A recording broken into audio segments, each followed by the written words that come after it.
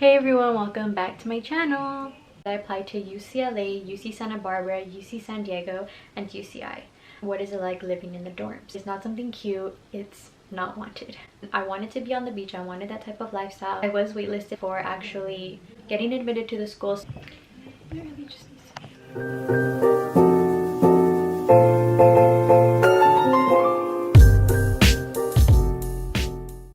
Hey everyone, welcome back to my channel. Today I'm going to be doing a college Q&A, which was also another highly requested video considering the college signing day is super close. It's really exciting and also really nerve-wracking and makes people really anxious. So I thought I'd help the process a bit by answering a few of your questions. So for this college Q&A, just like my last one, I went on Instagram and told everyone to ask me questions about college. So whether it was something that had to do with academics or outside extracurriculars, just anything overall, so that way I can help you guys out and also make you less stressed and worried. So if you're interested, keep on watching. So the first question is, how did you convince your parents to let you go to college? They want me to stay local. So my parents were actually pretty okay with me going to college, especially since I'm not going, or I don't go as far as like other people would, like let's say like out of state or like international, like let's say I wanted to study abroad, which I feel like my parents kind of let go of like that tie early on, because I did travel on my own before. I had experienced college in a similar setting, which did help me kind of guide my way into college. So I don't feel like my parents were against it at all. But words of advice that I do have is just to have a conversation with them, let them know what you see in your future and what you want for your future. At the end of the day, you know, it's a learning experience. You get to be more self-accountable, be more self-responsible, and just overall build responsibility and accountability for yourself. And I think that's something that a lot of people don't get by staying local. So that's something that you do get by moving away, moving out of home. From simple things just as like, you know, telling yourself when to eat, to saying, hey, I need to do homework now, hey, I should go to bed now, it's a little too late. There's just things that you need to be self-accountable for that maybe at home somebody's watching you over and making sure you're doing these things, but when you're in college, you're all on your own, your own person, your own adult, so you just have to be responsible and be accountable for the things that you do. I also know this is a common perspective in many Latinx households, so if that is the case with you or that's the situation that you're in, I also encourage you to have a conversation with your parents. And not only that, but you know, there's counselors, teachers, administrators at your school, people that do care and support you, and I'm pretty sure any of them would be more than willing to vouch for you to, you know, go to college and make your decision, because at the end of the day, you're going to be the one studying, you're going to be the one that's going to have to pay for your education. Yes, you will have your parents help, but at the end of the day, the loans are under your name, everything is under your name, and that's where you're going to be the next 2 or 4 years of your life. So if you're going to make a decision, it should be one that's making you happy and satisfied overall, so that you don't have any regrets later on in the future. The second question is, are there any scholarships that are beneficial in being Latina? So I know quite a few scholarships that are specifically for Latinx students. I can go ahead and link those down below, but one of the ones that I did apply to was the Hispanic Scholarship Fund. I'm not really sure if that's still open, but I know that there are lots of scholarships that are specifically for Latinx students, so you do have an advantage there because you're limited to a pool based on your race and ethnicity, which I think is really helpful because you are competing with a large pool of students just overall, starting from your admission to your applications and just things like that. So a scholarship that is specific to who you are and who you identify as is actually really awesome. But yeah, I will go ahead and link some scholarships down below that are specifically for Latinx students. How was your first day? Is it a big change from high school? So I think that the first day of college isn't really a first day of college, at least how it worked for me when I moved in. I had week 0 and then we had week 1. So week 0 was basically just getting used to the whole college school environment, getting to explore the campus and the things that are around you. I do go to UCLA, as I said before, so there are a lot of things like in Westwood that you can go do and explore. There's a movie theater, there's GDV, it's college town, you know? So it was just a lot of exploration and a lot of like discovering things that are around you, getting used to what you're around. However, my first day of college was a little weird because I didn't have class Mondays, Fridays, or Wednesdays. So I only had classes Tuesdays and Thursdays my first quarter of college. So while everyone was getting ready to go to class on Monday, I didn't have class till Tuesday, which was a little weird, but it was actually pretty cool to have classes only 2 days a week. Totally different from high school. You're not really going to know anyone. You're going to be really lucky if you see somebody that you know, especially if you're going to such a large university or campus. It's going to be hard to just recognize somebody because you're going to a school with over 16,000 students and you're just like Nobody knows each other, trust me, and everyone's nervous, everybody's anxious to make friends.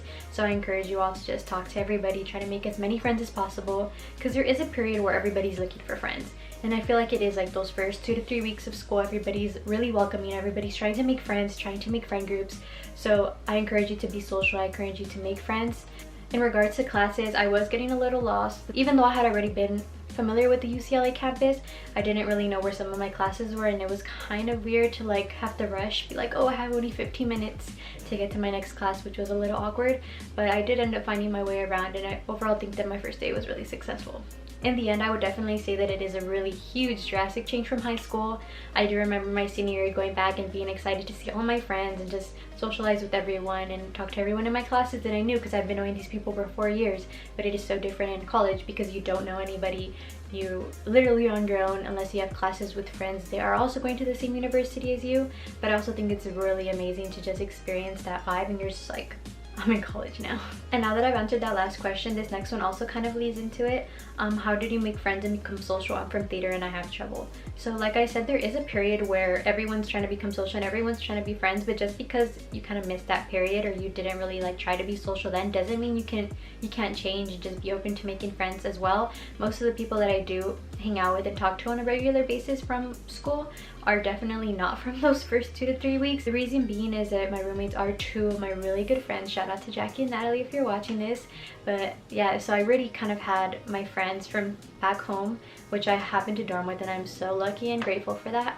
But because of that, I wasn't really that open to making friends, which was a mistake on my part, but at the same time, I did end up making friends later. You can join extracurricular activities, anywhere from clubs to just going out to welcoming events at school. I know personally UCLA hosts a lot of events on the hill where you can go and meet new people, and they're just different kinds of programs. They are hosted just for students, so you can meet other people that have the same interests as you, as well as either finding a job on campus. Sometimes you make friends that also might be in your classes, who knows, you might find someone that is in your first lecture of the day and you might not even know.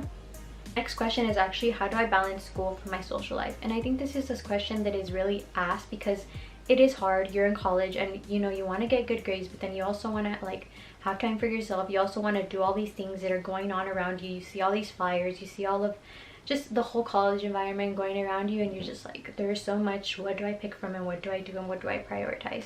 So I feel like the way that I balance it is I always make sure that I get my assignments done before they are due. I do not like turning in things late. I do not like just being unprepared for things. However, I am a huge procrastinator, so I might be doing things last minute sometimes, and I think that sometimes those things might prevent you from having a social life, like going out with your friends or just doing things that are outside of classes. Whereas if you finish something beforehand, you're going to have time to go out with your friends later.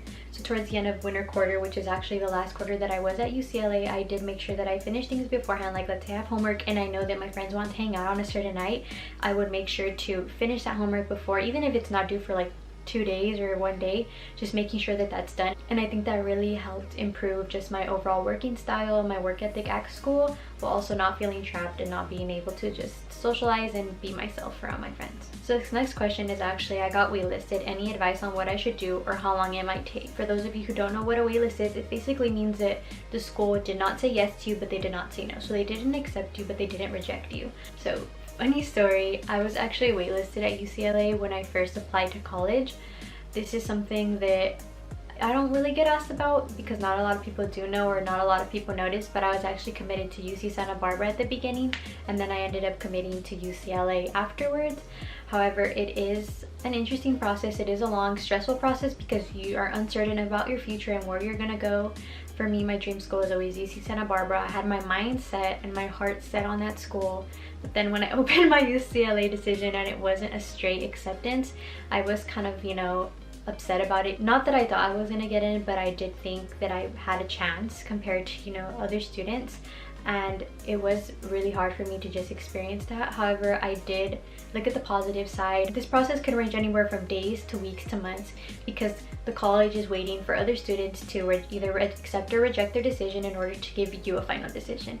And yes, although this is really stressful and this is something that makes you feel uncertain of not only your future and yourself, I think that it is a good learning experience. And from my experience, I think that I handled it pretty well. Right away after I got my decision, I went into looking into videos, into tips and tricks and how to formulate my waitlist letter and how to just be a good student in order to get accepted to the school. After talking with many people, after talking to my mentors, I realized that UCLA was the best decision for me.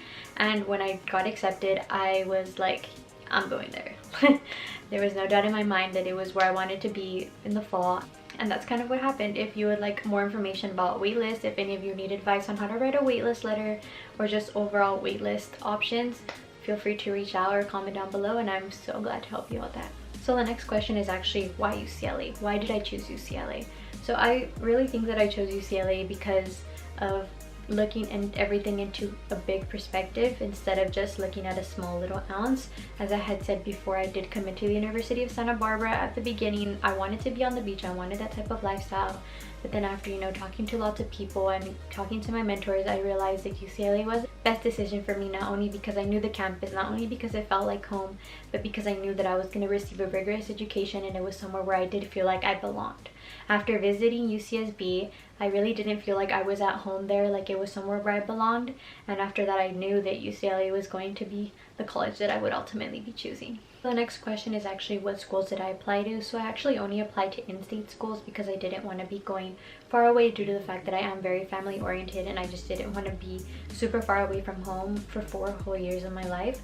So what I did do is I applied to my local community college, which I always recommend to have a backup because you never know what is going to happen.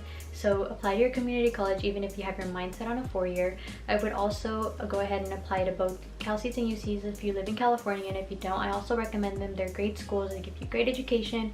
So for Cal States, I applied to Cal State Dominguez Hills, Cal State Long Beach, Cal State Fullerton, and Cal Poly Pomona. And those are the 4 Cal States that I applied to. It was free of charge and I didn't have to pay anything because I did qualify for the free waiver.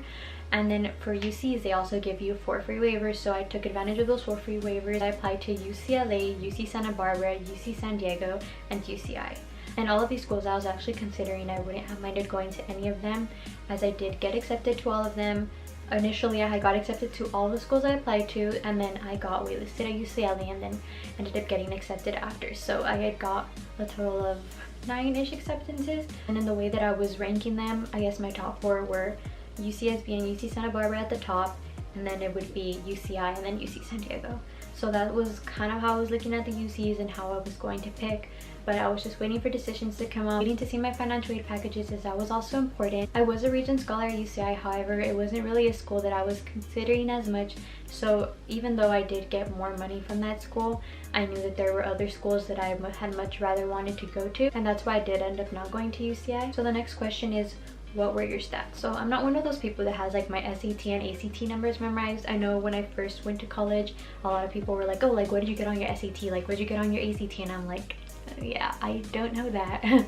But I do know my SAT was around a 1200. I know my ACT was in the 20s, so I was definitely a little on the lower side compared to most of the kids at my school. I know people that were like, oh, I got a 1490, and I'm like, that's already high. And they're like, I didn't even do that good. Like my friend got a 1580 and I thought I was gonna get rejected from all my schools. And honestly, I think the standardized testing is really unfair. I think it really is a way to kind of weave out the lower and middle classes from having access to a higher education, because you know, you can't afford a tutor. You can't have somebody sit down with you and say, hey, you know, here we're gonna do SAT prep, we're gonna do ACT prep. It's something that at least a lot of us had to do on our own. I was fortunate enough in getting that help for myself, and I did get it the last years of high school, so maybe having it before would have helped me a lot more. However, I don't think that standardized testing defines your college decision. So if that's how you feel, if that's what you're worried about, you know, do put in work, do focus on it, but don't make that your main focus. I know that my GPA in high school was around a 4.3, so it was actually on the pretty high side. Unweighted, it was like a 3.89, around there. So I did have almost straight A's. I did have a few B's sprinkled on in there. That's only because I dislike math. But yeah, I was also really involved outside of school, so it was activities that were in school, from student government to, you know, Chicano club, to being in student side council, to giving weekly speeches at the school district board meetings. So I was really involved in every area and every aspect of my high school because I really did care, or really do care, continue caring about my community and just the way that people are doing, how people are doing. You know, I feel like if you do something and you really have a passion for it, they really see that and they really like that, because they don't just want somebody who's perfect on paper. They want you to contribute to their university.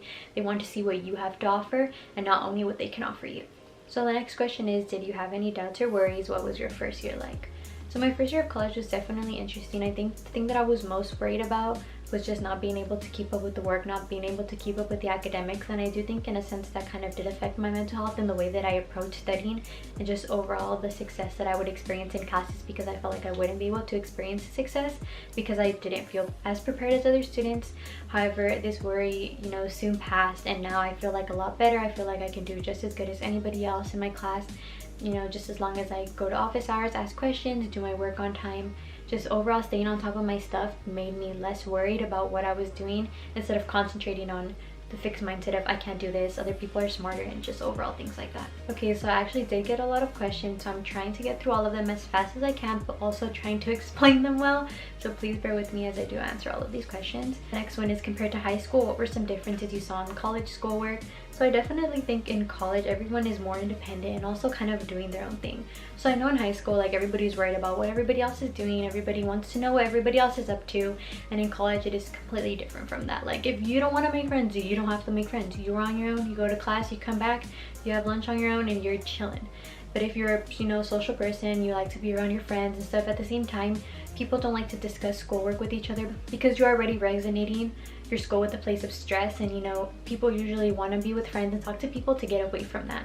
So I feel like in high school it is a little different. The talk is a lot more about school and conversation around school, but when you're in college, a lot of people just want to talk about anything but school. In the sense of the schoolwork, I really do think that it's a lot different. I think high school, or the curriculums in high school, are really designed to give students filler instead of actually applying what they're learning and, you know, further develop that. I feel like that is an area that, you know, public education is lacking, because I did go to a public high school. However, I do think one of my specific teachers, if I can highlight them, it would be my AP chemistry teacher. He really taught me how to, you know, study better and how to just prioritize my time and making sure that I am studying the right way. So I really do thank him for, you know, just overall caring about his students and actually being there to help us. He was actually one of the teachers that actually provided us with ACT prep as well. So I'm really thankful for that, and really thankful for him as well. We are now on question 15, and I feel like I've answered 3. This question asks, what is it like living in the dorms? So I think living in the dorms is really different for everybody, so it's kind of just based on individual. But for me, my personal experience, like I said before, I was able to live with 2 of my closest friends. Shout out to Jackie and Natalie. Y'all are amazing. I love y'all. But due to that experience and due to like that relationship that I did have with them prior, I feel like we were a lot more comfortable with each other, communicating things with each other. In comparison, when you meet a random roommate, you feel like you need to kind of address your needs and what you all want together and get to know each other more. So that is more of a complicated relationship, something that you need to develop over time. However, it is not something that's impossible. I know people that have met their best friends through their roommates, but I also know people that have met their worst enemies. So you can definitely have either one. I think if you aren't getting along with your roommate, or it's not somebody that you want to be living with, I feel like you should openly communicate with each other and just make the year as smooth as you can for both of you until you never have to see each other again. Because trust me, if you have a roommate one year and then switch to another roommate the next year, you might never see that first roommate that you've had again. But I would definitely encourage everyone to stay positive about the situation. Don't really be dwelling on it, and don't really be like super worried about your roomie situation, because it's all going to be okay. At UCLA, there are many options for housing and what type of housing you want. So there is a private bath, there is shared bath, and then there's communal bathrooms. My roommates and I knew we didn't want communal bathrooms, so then we applied for a private bath under our first option, and our second option would be shared bath. So we did get a deluxe triple with the private bath, so there was 3 of us in the room when we had our own private bathroom, which was really nice. However, there is no kitchen, there is nowhere where you can really call your own space. There's a microwave, which probably exists in the laundry room or some kind of like common area. However, you don't have as much space as if you were to be living at home or living in a house, which is kind of unfortunate, but then it's also dorm life and it's actually really cool. And then for those who are wondering, shared bathrooms is usually when there are 2 rooms joined together or a certain number of rooms joined together, and then you are all sharing a restroom.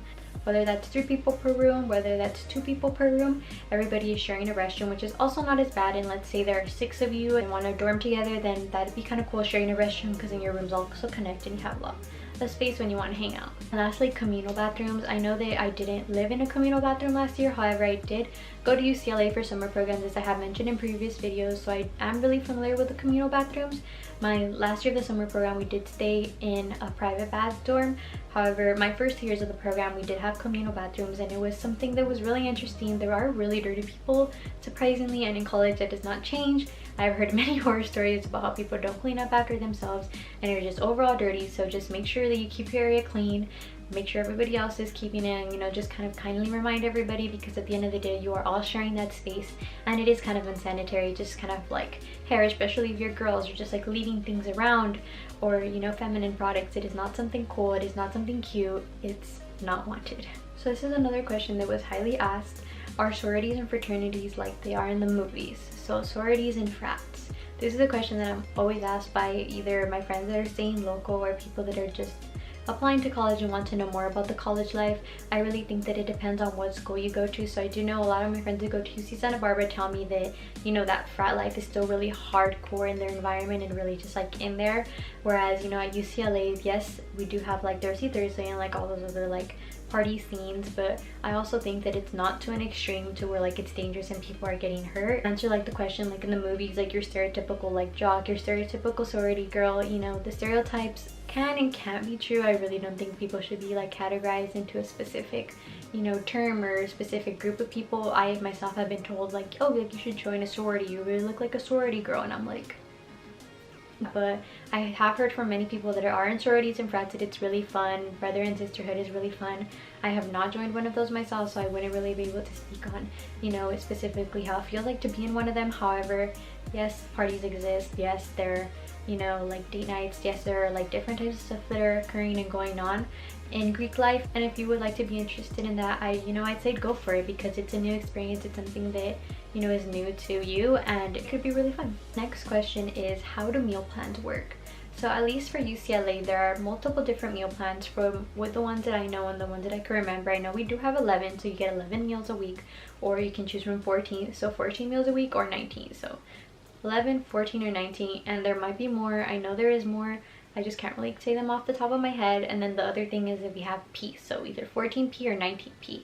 So how that works is basically you either have R or P. So what R is you only get those meals a week, and once they're gone from a certain meal period and you don't use them, they're gone. So it's like you're basically going to lose a swipe if you don't use it. Whereas you have P, your swipes will roll over. So you start with, you know, 200 and something swipes at the beginning of a quarter, and then you have the whole quarter to use all of those swipes no matter when. You can use them at midnight, you can use them at 9 in the morning, you could use 4 during a meal period, which when you have R, you don't have that advantage. You can't be using all of these swipes during a meal period because you only have 1 swipe per meal period. So personally, you know, if you know you have the funds, you're able to do it, I would definitely recommend to get some sort of P meal plan if your school does offer that. I know UCI is a little different from the friends that I've talked to, that there's a 5 and 7 day meal plan, so you can eat as many times as you want. It's just either 5 days a week or 7 days a week. So it does vary from school to school. So if you're, you know, looking into a certain university and you're concerned about meal plans, you can go ahead and like Google those. I'm sure those are all online. However, for UCLA, I do have 19P. I feel like that is the best meal plan suited for me, although I do go home on the weekends. Sometimes I do like to swipe. Some days, you know, 4 times versus some other days I only swipe twice. And you know, it evens out at the end of the quarter. When my family comes over, I can also swipe them into dining halls, swipe them in to get gelato, swipe them in to get anything. So it's actually pretty fun to also have that flexibility, so you can, you know, bring in your friends and family to eat, or, you know, other people that need swipes, you can help out as well. The next question is, how's the campus life? Overrated, underrated, you know, how is it? How's campus life? So specifically at UCLA, I think campus life is just overall fun and really inviting.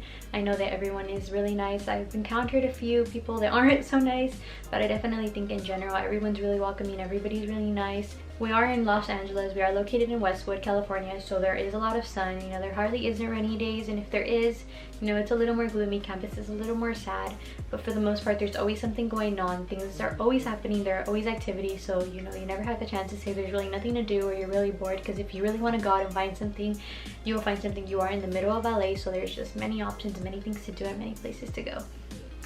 This next one I think is really important. Please explain to these people the difference between semester and quarter system. So that basically what that means is there are 2 different time periods or 2 schedules which schools usually run on. There might be more, but at least I know that for California there are 2 systems that schools are run on and 2 schedules. So that is quarter and semester system.